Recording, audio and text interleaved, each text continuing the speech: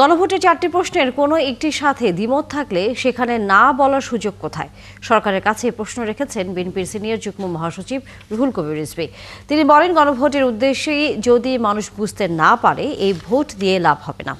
দুপুরে রাজধানীর শ্যামলীতে বিএনপির ভারপ্রাপ্ত চেয়ারম্যান তারেক রহমানের পক্ষ থেকে অসুস্থ বেতার শিল্পী আফরোজা নিজামীকে আর্থিক সহায়তা দিয়ে তিনি এসব কথা বলেন। রিজভীর অভিযোগ, ভারত থেকে আসা বিপুল অর্থে দেশে নাশকতা তৈরির চেষ্টা করছে আওয়ামী লীগ।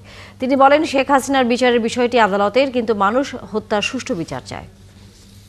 আমরা যেটা দেখলাম যে 4টা প্রশ্ন আছে, 4টা প্রশ্নের উত্তর দিতে হবে, হ্যাঁ বা না। তো সেই জায়গা তো নাই, না এর কোনো জায়গা নেই। আমি 4টা প্রশ্নের কোনোটার সাথে একমত নই, তাহলে আমি না কথাটা কোথায় লিখব সেটা তো ওখানে স্পষ্টভাবে না নেই। তো কোনো জিনিস গোজামিল দিয়ে করলে সেটার সাস্টেনেবিলিটি, সেটা টেকসই হওয়া খুব মুশকিল হয়। যে কাজ করতে হবে সেই কাজটা যেন একেবারে যথাযথ এবং মজবুত হয়।